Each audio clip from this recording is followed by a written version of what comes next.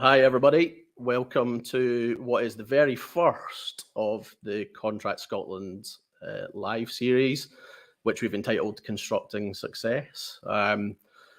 I'll introduce everybody shortly. I'm going to keep Katie and Paul hanging around for a moment. But I'm going to tell you anything about who I am, etc. I'm going to tell you a bit about Constructing Success. So every single month we'll have a guest on this webcast, different guests who will bring something different to the conversation and maybe picking up on a particular subject that is important just now within construction engineering, or it might be about their own personal success and taking us on a bit of a journey through their career. We'll be multicasting this on LinkedIn, YouTube, Facebook, so thank you wherever you're joining us from. As I said, it's our first one. It'd be great to get a bit of audience interaction, and you can ask us questions and comments on any of the platforms that you're tuning in from, and between Katie and I, we'll introduce those as we go along. Well, afterwards, this will be available for recording, and we're also going to strip the audio. So if you prefer to listen to these things in a podcast format, I know I like to listen to them in the car to and from work, then you can also tune in on a podcast. So with no further ado, let me first introduce Katie. Sorry, Paul, you'll have to hang around for a tad longer. Katie, can you want to give us just 30 seconds quickly on sort of yourself, your background, and what you do now and why you're on this? Yeah, of course. So for anybody that doesn't know me, I am the International Recruitment Manager at Contract Scotland. I have been with Contract Scotland for 10.5 years now, covered both building and civil engineering recruitment within Scotland before taking up the role of heading up our international division around 6 months ago. One of the main reasons for me taking up this role was the fact that before I joined Contract Scotland, I was in Australia for a while on a working holiday visa, done some travelling, and then ended up living in Melbourne before coming back to Scotland. So I'm very passionate about providing people with the same opportunities. Australia is a great place and there's a lot of opportunities there. So I'm really passionate about being able to help people make the move over there. Oh, tremendous. Okay, we'll get into that more. And then Paul, hello, Paul. How you going, Matt? So VIP guest for today for the very first webcast. I can't think of a better man to have on board. So Paul Doherty, we'll go into Paul in a lot more detail and want to learn more about kind of your journey and all about PD project delivery too. You and I have obviously known each other for too long now, longer than either of us care to probably remember. But I'm not sure we've ever really kind of sat down and had this kind of conversation in such a meaningful way. So it'll be really interesting to kind of, have that conversation with you, get to learn a little bit more about why you made the decisions you did and what led to the success that you've had so far and the plans for the future. So let's start there then, if you don't mind. The first kind of area for today is, I suppose, who the heck is Paul?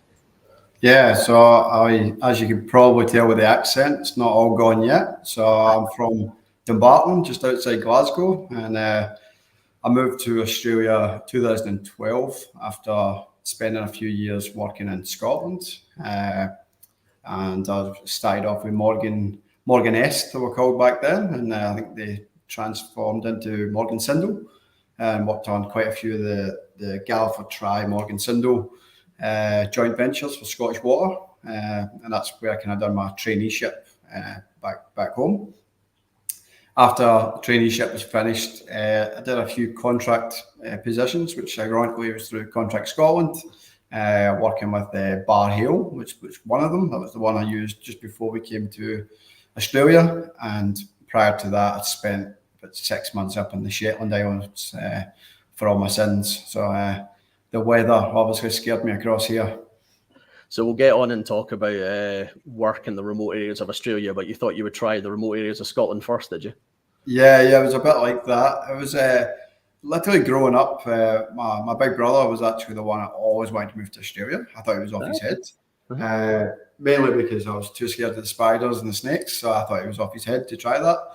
And then literally I made the decision because one of my friends had actually came across here. He was on his second year visa at the time, just literally traveling around Australia, having a good old time. And after one of the winters driving to work, I was working through in Fife at the time, through hate his neck of the woods, and it was just so cold and it was so miserable in the morning. And I just literally came home one night and I said to my mum, I was like, I need to get out of here. Like, I can't do this.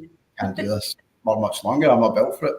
So I literally booked a flight to Australia and worked a few months, and then came across here with the intention purely to have a year's holiday, go work in a bar or to go and travel around. And there was no real intention of doing construction or civil engineering or anything like that at all. So was it Brisbane you went to? We'll talk about where you've settled now, but was it Brisbane you went to immediately, or did you start somewhere else? Yeah, no, it was Brisbane. Kind of funny story there. So my mate, I'll give my shout out, Joe McDonald.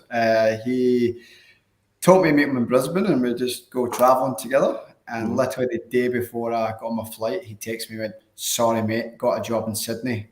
And I was like, what am I going to do when I get there? So I got to Brisbane, found my feet, looked around all, and I had a site agent at the time who I was working for Bar Hill, who asked me if I had any work contacts and anything like that. And like I said, there was no intention. I just thought I'd just come here for a bit of holiday. And he's like, when you get here, phone this guy and see what happens. So I did. As soon as I got here, I gave him a call, another Scottish guy, and he put me in touch with a company called Abbey Group, who no longer exists, but they've been bought over multiple times, but they were like a tier one company. And yeah, I think I got here on like the Thursday, Friday, and interviewed on the Monday. Went and met them, and the guy who interviewed me had asked me at the time, would you be keen on doing some FIFO? And for people who don't know what FIFO is, neither did I, and it was fly in, fly out.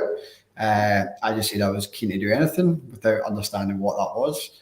He'd done the interview, and at the end kind of said, you can go to Gladstone or you can go to Marumba, which is another place in Australia, North Queensland or Central Queensland. I was like, yeah, no worries, just tell me where I'm going and I'll go, and signed up. And when he started telling me I had flights booked and things, it kind of blew my mind. And I was thinking, where am I going? I thought I was just starting work on Monday. Why didn't I fly there?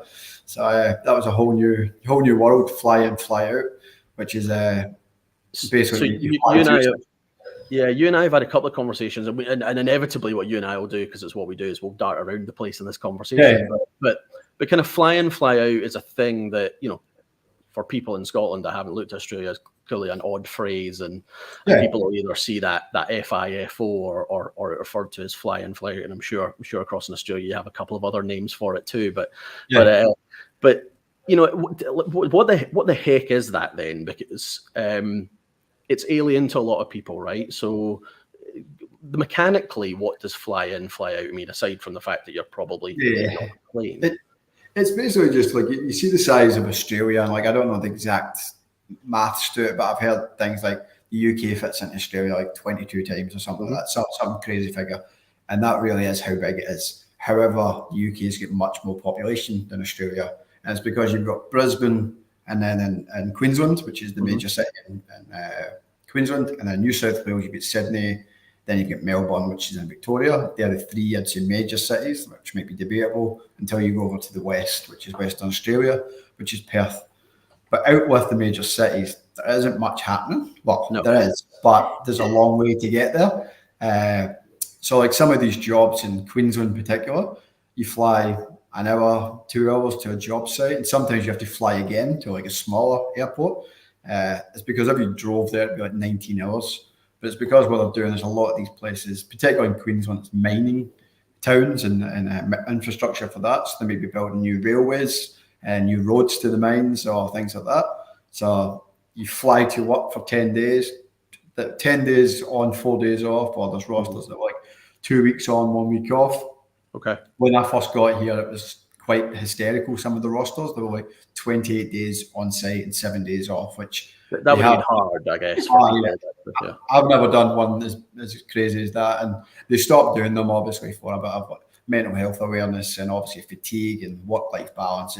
It wasn't sustainable, and it was killing people in more ways than one. It was just unrealistic. So I think what people probably need to understand is that there's obviously a lot of things going on in Australia, but one of them is just how resource rich Australia is. So vast country with with vast amounts of minerals and resources, coupled with the fact that, without getting geopolitical on this, obviously Australia is what you might regard as a friendly country. So not only is it resource rich, but it's maybe one of the more stable parts of the world that has those resources. And then something crazy, like you mentioned there, obviously kind of population's been in the city. Something crazy like 85% of the population in Australia live within 30 miles of the actual coastline, which just is phenomenal to think how all that space in the middle and how that Absolutely. kind of, so which explains the fly in, fly out thing. But you and I have had a couple of conversations about fly in, fly out, because we obviously get people asking us questions on that, and we get people kind of unsure if it's for them and things like that. You're an advocate of fly in, fly out for the right people, right? Absolutely, and it's got its pros and cons. So that people who do FIFO used to be associated that you work in the mines. That's just how it was labelled.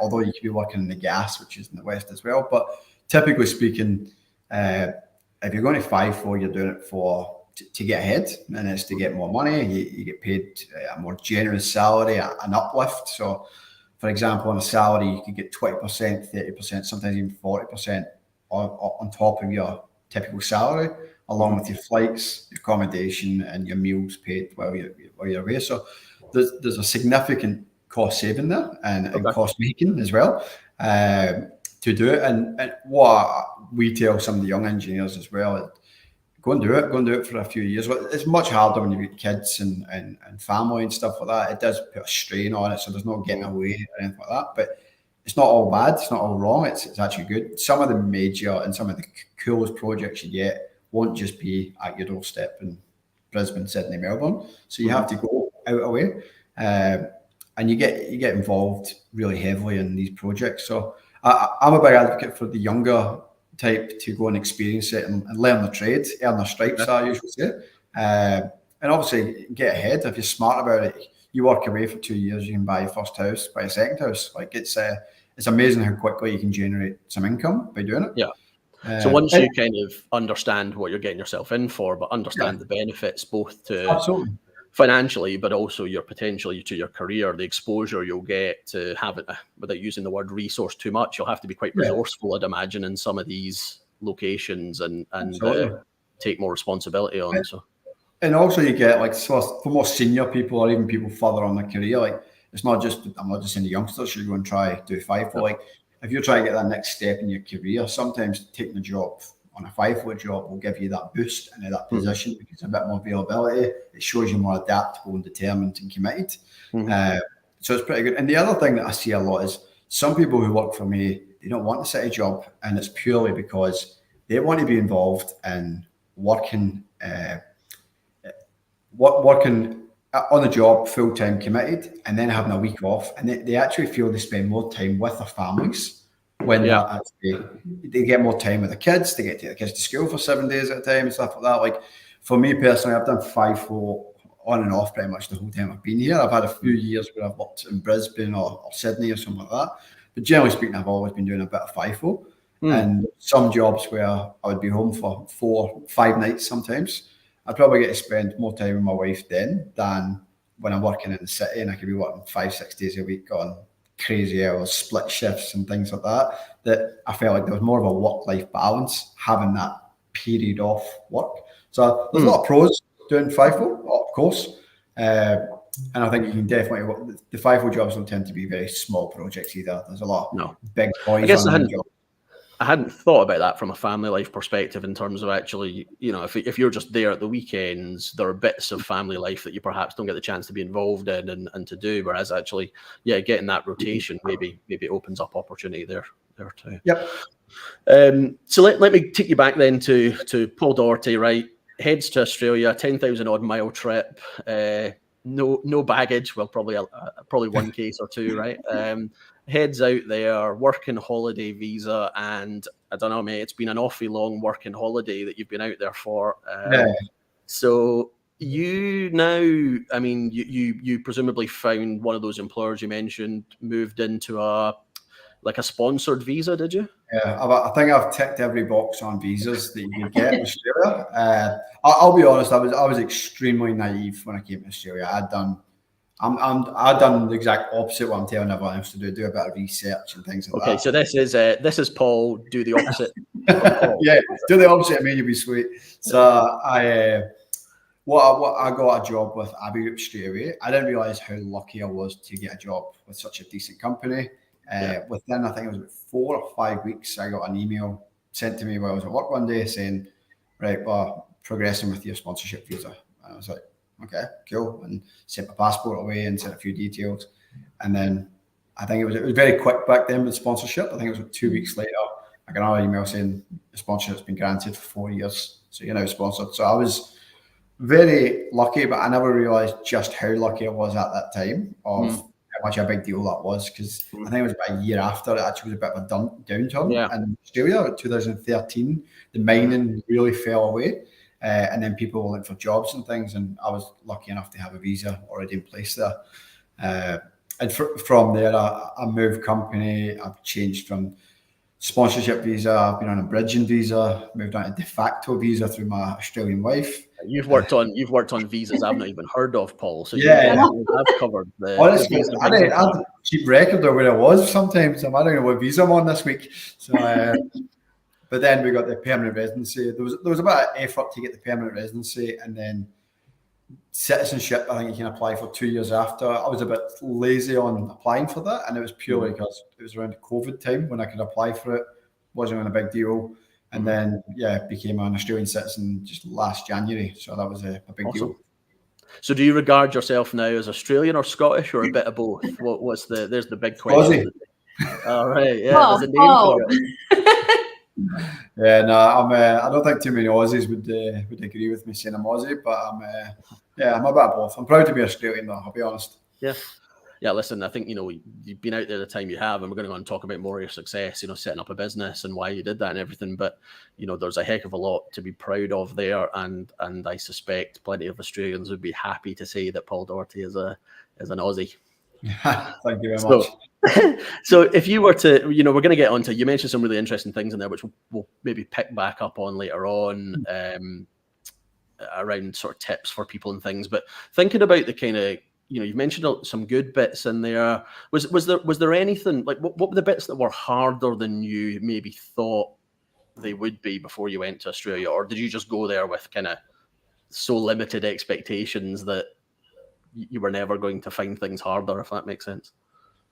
Yeah, just kind of, I had no expectations, to be honest. I just came here and I just wanted to go on holiday, got a job on a very big project at the time. And it was a bit of sink or swim. So you really threw yourself into it. You just immersed yourself into it. Yeah. Absolutely. And it was a bulk earthworks job, over 1 million cube of earthworks we were moving from one end. There was like 50, 100 meter cuts. Like, it was massive. The machinery, the first machine I seen on the job was a 190 ton excavator. I think the biggest machine I'd ever seen was like 45 before that. So I was just like, where am I? Like, this is absolutely crazy. So I just came in, got involved, and just got a love for it. It's just the whole thing was different. It's the same thing as what we do as engineers and stuff in Scotland, but for me it was just a bigger scale. It was more intense because everything's dollar driven here, and there's just a bit of excitement around it as well. And during the other thing, going back to FIFO a little bit, is when you go FIFO, you work with people 12, 13 hours a day, and then you go and have dinner with them and have a beer with them and then have breakfast with them and then go back to work again. And you become very close, and you make some serious friendships through that as well. So like, you're at work, you're working with your mates kind of thing. Like, it's a real good vibe.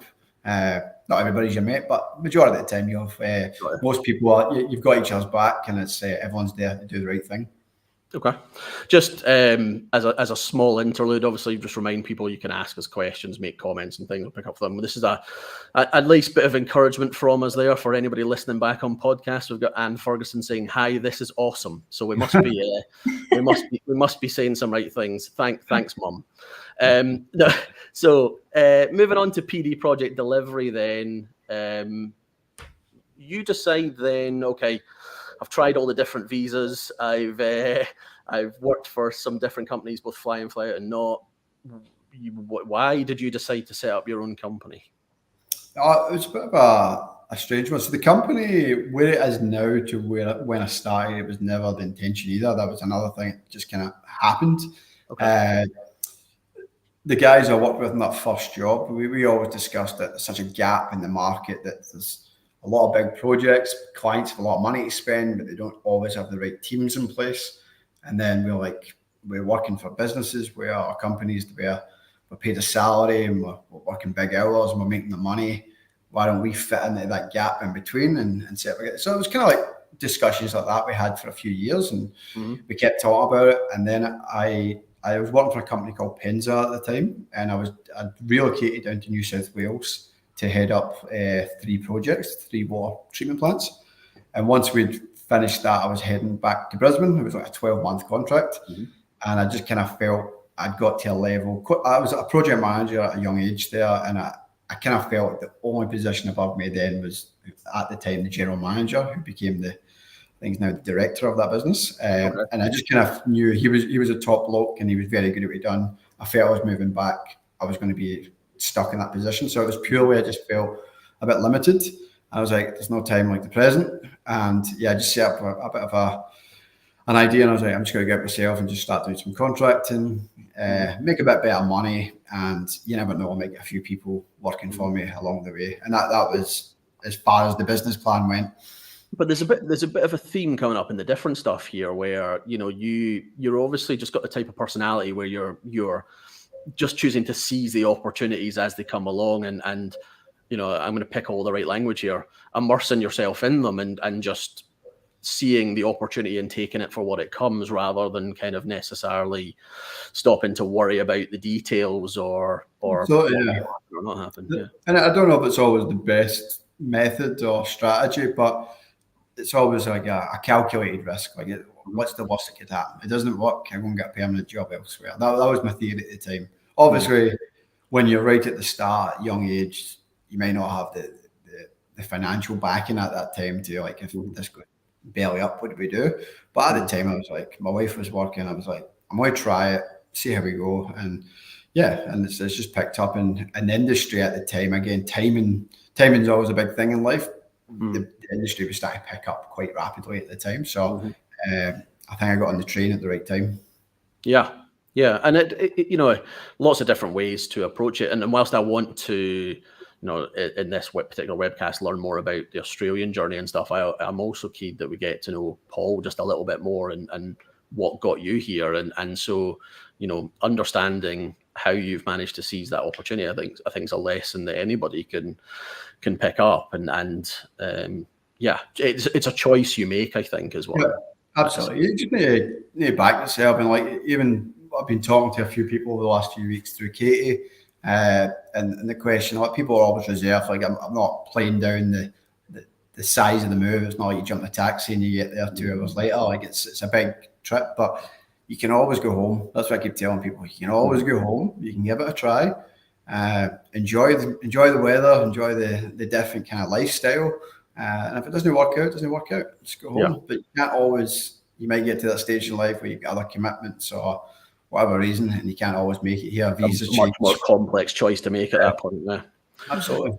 So PD Project Delivery, created by accident in all the right ways. Where is the business now then? You guys are Queensland based primarily, but now working in other parts of Australia? Yeah. So we've got our head office is in Brisbane, CBD. So that's the main district in Brisbane. We are project management consultancy. We've got civil engineers, supervisors, quality assurance, and some commercial support. We work with a lot of the tier 1 contractors, supporting them where they've got a shortfall on projects. But ideally, we try to get more of a team involved rather than just piecemeal bodies on seats and things like that. We don't want to be doing that. We want to be more involved in a bit of involvement, a bit of risk, a bit of reward at the same time. So we try to offer that service. We've now moved heavily. Sorry, my lights are out. That's what happens. Not moving about enough. Yeah, they've got to lock me in. So now we're moving in more into that client side space where you've got clients with these major projects, major funding, but they may not have the expertise to manage them. So It could be local councils or main roads, some mining companies as well. And that's the kind of area where we're trying to sit and play in. And the idea is we act on behalf of them clients and we can manage the projects. So the risk and reward for that is we get a piece of the celebration when the job goes well, but we also get a bit of the risk that we're in it with them and side by side with them the whole way along. And we've got the competent people that are actually going to put on a brave face and get the job done. We like it because we've got people who have been on major projects delivery, and now they're in that position where they're the client side, they can see more of a project. And we feel it's a really good sale to clients because they're getting good value for the money for what they're getting for their level of experience is very good. Yeah, and what always strikes me from our conversations, and I know yourself and Katie work quite closely together, which we'll maybe touch on, but the network that you have built in Australia in the time you've been there, whether that's just through general networking and attending different events and immersing yourself in that kind of stuff, or all the different companies you've worked for, every time you and I talk and a name comes up, you've either worked alongside them or bumped into them or some kind of relationship there, which presumably serves you and the business quite well in terms of the opportunities that come your way.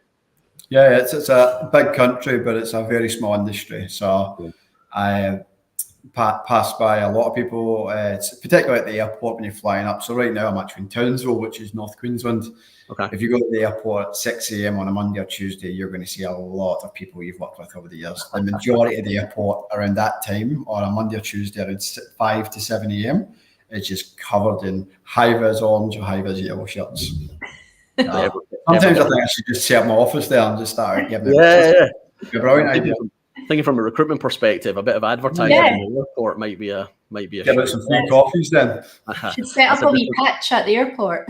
A different webcast. So 5 years from now then, where do you want the business to be? I mean, I know you said, there was no sort of plan at the start. Is there a plan now? Would you be able to sort of see a vision 5 years from now? There's more of a structure in place now. We've got more of a team here as well. So we want to be like, I wouldn't say delivering projects, but we want to be actually big players in the game where for clients come to us, they don't go to tender, they say, hey guys, we need you to come and sit in this role and sit and defend us, represent us, and deliver this project on our behalf. We want to be that person or that team that people come to. We want to be reputable and competent and well respected within the industry. That's the goal. That's what everyone's goal is, I believe.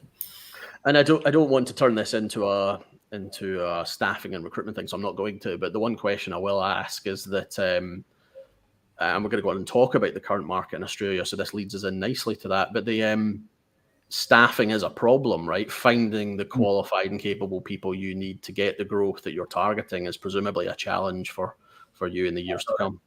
Absolutely. So I've got the luxury that I've been working in the industry for 10, 11 years in Australia, sorry. And I've worked on a lot of major projects with a lot of people and a lot of turnover. So you get to meet a lot of people and network. Believe it or not, I'm a bit of a networker, so I enjoy a wee beer or a coffee talking to people. So anybody who follows Paul on LinkedIn now or in future will see some of his pictures of networking. I do love a croissant as well. But I've just kept in touch, and a lot of times my relationships are through working with people. So that's how it's built. So that's how I bring a lot of people on, and then through word of mouth and stuff like that as well. But generally speaking, within the industry, it's a lot of money to be spent, a lot of major projects being awarded. We've got the Brisbane Olympics coming up. I always say to Kate, it's monopoly money. It doesn't even exist, the kind of numbers they throw at. However, the question that gets asked at all these forums and these major association awards and things like that is who's doing the jobs. So you've got the companies, that's great, they've bidded, who is doing these work? Because there's just not enough people to perform and deliver these projects. So that's where I feel like immigration is obviously number one, but it's not the only option. No. And the other thing is, it's easy to say, oh, we'll get 10 people to start a job and things like that. But you also need to have that retention, because you don't want to be everybody stealing each other 2 months into your job and stuff. So it's a merry-go-round, right? Moving about. So absolutely, and staffing is very hard for people right now. Like every company's feeling it. But unfortunately for the companies, it's a rough time. For the worker, it's a very good time because the world's your oyster. So you need to look after your people right now because it's very easy for them just to go across the street or go anywhere else. So people say Australia is booming right now, yeah? Like, I mean, the Australian market's one I've worked in now for, I don't know, again, longer than I care to remember, but maybe 13, 14 years. And I have seen, like any market, upward trends and then slight downward trends. But right now, my feel, and I wonder if you agree with this or not, is that we are at the beginning to middle of an upward curve. Like, it feels to me, with some of the investment numbers that I'm seeing for Australia, for a whole variety of reasons, which we can quickly touch on, that there's lots of work in the pipeline. Oh, absolutely, yeah. So me and Katie catch up very regularly, and I've been kind of relaying some of these functions that I'm going to tell you about the upcoming pipeline of work. And some of the numbers that have been mentioned recently is, like, in Queensland for the next 5 years, the committed spend is around like 180 billion. Like, I don't know what number That's one state you're talking about. One state, and then that's not even the biggest spending state at the moment. You've got New South Wales and Victoria are at this stage much higher. That talks about major awarded projects and things like that. That's talking about the big ones. Then you've got the private entity companies, like your private owned mines, that they might just drop 200 million on building a new road or building, as you do, an upgrade or an airport and things like that, because that's what they do, because they decide, we're going to expand the mine, so hey, we need a new camp, we need a new airstrip, they're just award jobs because they don't have to go through the process that the government have to do to get the funding. So we're talking about that kind of money, and then on the side you've got this kind of money just out of the mines flying out, and then with the demand of the Brisbane Olympics in 2032, massive infrastructure upgrades, but with that comes the local infrastructure upgrades. So, like, it's a real knock-on effect. Housing crisis is what they're calling it at the moment, because the rental market at the moment is very low, and they're struggling to get the rental. So they're putting a big push on housing, building more property out with the city. So the suburbs are growing with the city right now. So with that, there's just a massive knock-on effect of building houses, building infrastructure, water treatment plants, you name it, everything's linked. So the next 10, 15 years in Australia is going to be very exciting. It's going to be very busy, but it's going to be very exciting. Yeah. Yeah, I really like the fact that, you touched on having been out there for a year or two and then a bit of a downturn.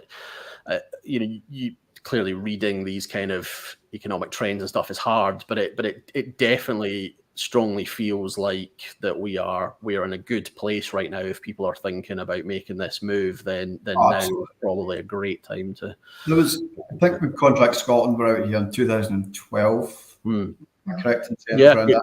Yeah, they're about. That was deemed as the mining boom in Australia, and it was like anywhere you went, there was a crane or something like that. It was crazy. They reckon this one is way bigger and going to go for much longer. So if you thought it was busy then, it's going to be even busier now. So what disciplines are in demand, would you say? What are the most in-demand disciplines from a construction engineering perspective? To be honest, the main one that you hear, I don't know if I'm just biased or selective hearing here, but civil engineers, of course. Like, you need civil engineers of every capacity, whether that means site engineers, project engineers, senior project engineers, or even senior construction managers, things like that. But any aspect of construction right now that there's a role for, and it's busy. And even, like, I think even the visas, Katie's way more across this than me, but even like supervisors, if you've got like a proven track record in the construction game as a supervisor, even that now is accepted as, like, we need that. So what you're saying is there are, sure, you're biased, but there are disciplines that might be in more demand than others, but really there's a demand across the board. So if you're a construction industry professional in largely whichever discipline, then somewhere there will be opportunity for you in Australia. Absolutely. Some of these major projects, like, there could be 50, 60 engineers on one job. So, like, it's hectic. Yeah. Yeah. We've got a comment here from Andy McMahon saying it's huge. I don't know if he's talking about my forehead or if he's talking about the scale of the opportunity in Australia or the size of Australia itself. But yeah, huge is a good word for Australia. I think there's a lot of opportunity for for people. One thing we might briefly touch on here is quantity surveying in Australia. So we have a question, or again, rather a question, a statement here also from one of the current audience saying, I'm a quantity surveyor here from the UK. And Katie's posted a question here that's probably one of the most common questions we get. Do either of you guys, Paul, you want to start first? Yep. What is the story with quantity surveying in Australia? So it's slightly different, but there's plenty of work for quantity surveyors. So if you're a QS in the UK, don't think there's no QS jobs. It's just a little bit different. Like, for example, site engineers in the UK are very hands-on surveying, stuff like that, setting out. Whereas when you come to Australia, you won't be setting out and setting up dumpy levels and stuff like that. You'll be like running surveys, doing cost track and stuff like that. And it's similar to QS. There's a job here for it. It's slightly tweaked, but they're more called contract administrators. So they pretty much do what QSs do. They review claims, review bill of quantities, and prepare tenders and things like that. But they tend to be more involved in the contract space as well. So doing disputes, doing claims and stuff like that. So contracts admin, I would say, is the closest to QS. In the building game, so if you're more into like high rises and building, it tends to be actually quantity surveying roles specific for that. But in the civil game, if you're a QS, you'll get snapped up pretty quickly. Okay. And I guess, I wonder if we'll see this change in the years to come, would be the only statement I've made on it. I've had a couple of conversations with people, quantity surveyors or commercial directors, who've spoken about trying to work with the RICS and some of the educational institutes in Australia to try and get more quantity surveying degrees and try and build the profession and the value of quantity surveying. So, you might have to tweak the role you do to move to Australia at the moment, but it feels like a profession that might develop in Australia over the years to come. Yep, 100%. Right, conscious of time, guys. So what I might do is move on a bit to Katie. Paul, you outed Katie as our visa expert. And Katie, I'm not going to ask you to act for Immigration Australia and tell us exactly what the current visa situation is, but it's obviously something that you're really across, and being around you all the time, you're the person I ask, what's the story with this visa class? How do you get this? What do you do? So two questions really. What are the sort of main routes to Australia generally? And also, obviously, we've seen a couple of changes recently, which we might touch on. Yeah, so basically at the moment, you've got two main routes into Australia, I would say, and it can be split between your working holiday visa. So obviously Paul came over on a working holiday visa. I was the same before I joined Contract Scotland. I went over to Australia on a working holiday visa, and that is the most simplest and easiest visa you can get. So you apply online, all you need is your passport, and at the moment it gets approved within 24 hours. So it's really quick as well. It doesn't cost too much either. It's usually a couple of £100. And then once you've got that visa approved, you've got a year to get over to Australia. So it used to be that for the working holiday visa, you could only get that up to age 30. But recently there's been some changes between the Australian and the UK governments and immigration to try and increase people's chances of getting that visa. So they've actually increased the age now for British passport holders up to age 35, which is brilliant. So you can get the working holiday visa now up to 35. Worth noting, you can only get it as like a single applicant in terms of yourself. If you had a dependent, like a child, you couldn't get them over on that. But if you were coming over with, boyfriend, girlfriend, you can both each apply for a working holiday visa and be granted for that. One of the other changes in that legislation is that you can get that visa for up to 3 years now with no restrictions on the type of work you do. So before, Paul, I imagine when you went over originally on the working holiday visa, and certainly when I was over, I was only granted a year's visa originally. And if I wanted to stay beyond the first year, I would have had to do specified work, or regional work as it gets called. So you might have heard of people doing this over the years, whereby they might have to do fruit picking, work on a farm. So a lot of the time, so a lot of the time, it wasn't glamorous. It might not be something you want to do. If you're a skilled professional in construction, the last thing you maybe want to go and do is work on a farm for 3 months, for example. And a lot of the time it would have to be work out with the cities. as well. So it's more rural work. You're working in like the outback, for example. So the good news is that has all recently changed with the immigration updates. And if you're on your working holiday visa now, you no longer have to do your 3 months specified work in order to stay. So those immigration updates were obviously off the back of the UK-Australia Free Trade Agreement and right. closer working, aren't they, between Australia and the UK? So that sounds like a great way for anybody who qualifies, the younger ones of us. If you're under 35 and you've not got kids and you're wanting to get over to Australia, then the working holiday is by any means the easiest way to do it. And then presumably either working holiday for a while or do what Paul did and eventually, after being there a little bit, flip it to a sponsored work visa and stay for longer. Exactly. And if you're looking to come over to Australia and get sponsorship and work on that route, the most common visa that we're seeing people use just now is the 482 visa. So that's a temporary skill shortage visa, and that will allow you 4 years on that visa. You'll be sponsored via your employer. If you change employers throughout that time, you would obviously then need your new employer to take over the sponsorship of that.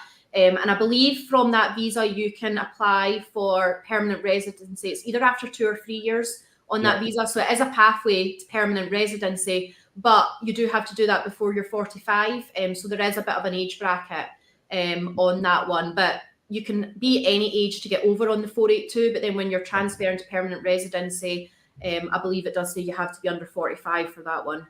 Okay. We don't have time, unfortunately, to get into visas, or we could almost do a webcast by ourselves on visas, couldn't we? So what I would say is I've seen some of the content that you've produced, Katie, and some of the relocation advice and guidance that you're giving to people. So what I'll do is I'll pop your international email address up on the screen here for anybody that's watching, and for anybody who's listening back, basically international@contractscotland.co.uk. If you get in touch with Katie, she'll be happy, I'm sure, to answer any direct questions that you have about visas or best way to approach in relocation. We've had quite a few questions coming in on this, and I don't really have kind of time to pick up on them all today. One of them that's come in, though, which I'm going to ask you guys to maybe answer, is this question from a LinkedIn user that says, would you recommend coming directly over with your family partner or doing a trial before fully committing? Me personally, I would say family. Come with your family first. So everybody's going to be different, but I think you're only going to find out how it works if you all come as a pack.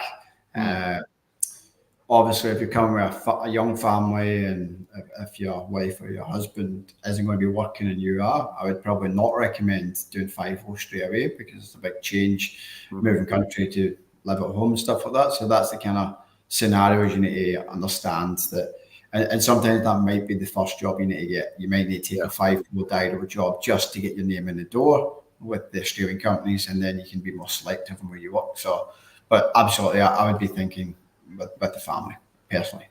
So I guess everybody's personal circumstances are different, but in general, the advice that you guys would give is don't do it by halves. It's not. I mean, Australia is so far away, right? And this is a conversation I have with people all the time: is I can't bring it closer, and so it's not like a place where you could pop over for the week and come back at the weekend. I think actually coming yourself can be more of a strain on your family life, because you're different time zones, try to explain, being away from each other. So, and it together.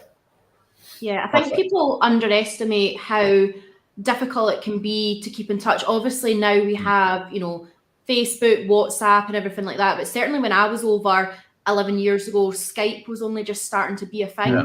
And trying to do Skype calls with the time difference and speak to family back home, it was difficult.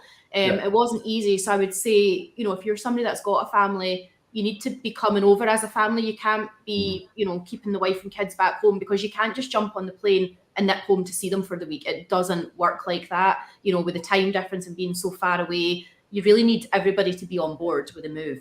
Yeah. For it to work, in my opinion. Perfect. Okay. So brings us kind of rapidly towards the close of this particular webcast. I feel like I'd like another hour with you guys, but unfortunately, I've got bed to go to, mate. True. We didn't mention that at the start, Paul. Forgive me. It's, you're 9 hours ahead of us at the minute, so it's 9:45 in the evening for you. So I am grateful for you staying up. I presume that's a little nighttime drink you've got there, is it, to help you get to sleep? Yeah, just water, mate. Trust me. Where I want to finish, I guess, is a few questions for you, Paul. Yep.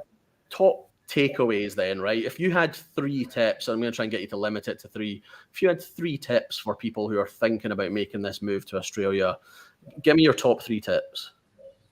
Number 1 would be do it now. Don't wait. I can get stuck into it. It's like if you keep putting it off, it's like anything. The more you put it off, the more unrealistic. If you're committed, you can always come home. It's a great opportunity. It's a great change. I don't think you'll regret it.